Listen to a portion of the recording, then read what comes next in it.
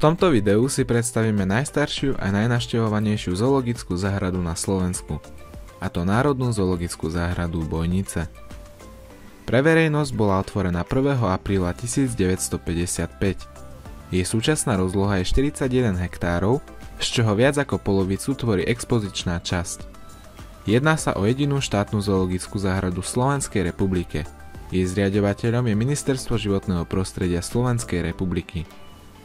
V rámci svojich aktivít napríklad vystavuje živé exponáty, chová ohrozené druhy zvierat a v neposlednom rade poskytuje návštevníkom oddych a relax.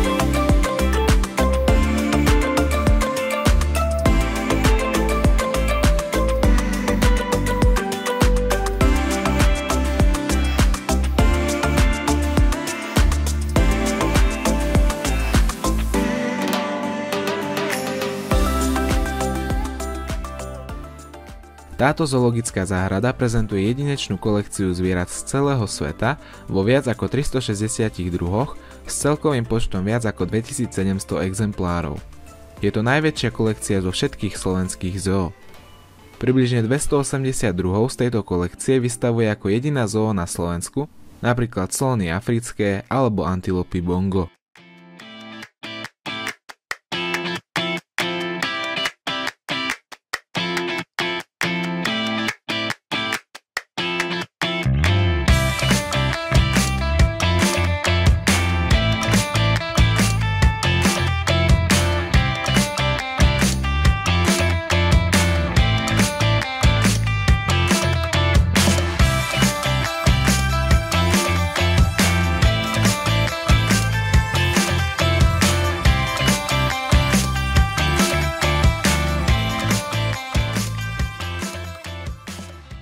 V rámci ochrany európskej fauny dlhodobo spolupracuje na viacerých projektoch záchrany ohrozených druhov živočíchov na Slovensku, ako aj v zahraničí.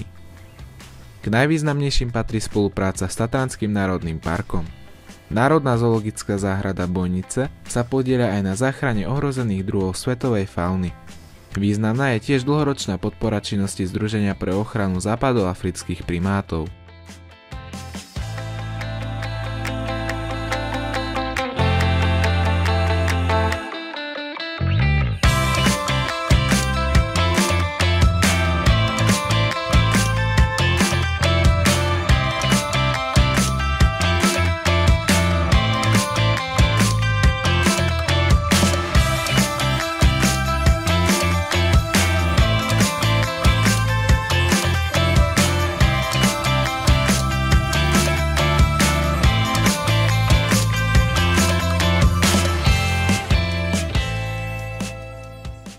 Táto zoo sa nachádza na strednom Slovensku, v okrese Prievidza, v Trenčianskom kraji v kúpeľnom meste Bojnice, asi 3 km od mesta Prievidza.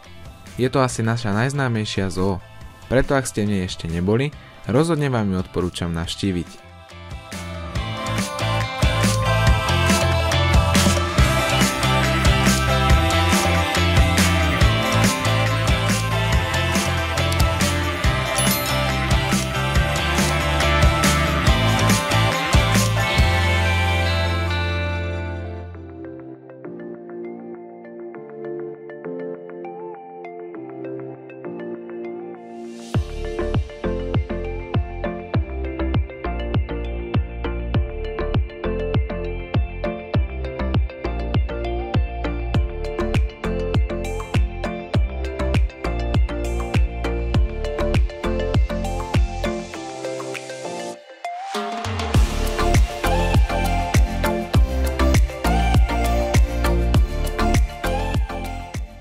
To by bolo z tohto miesta všetko. Ďakujem vám za vašu podporu a sledovanosť.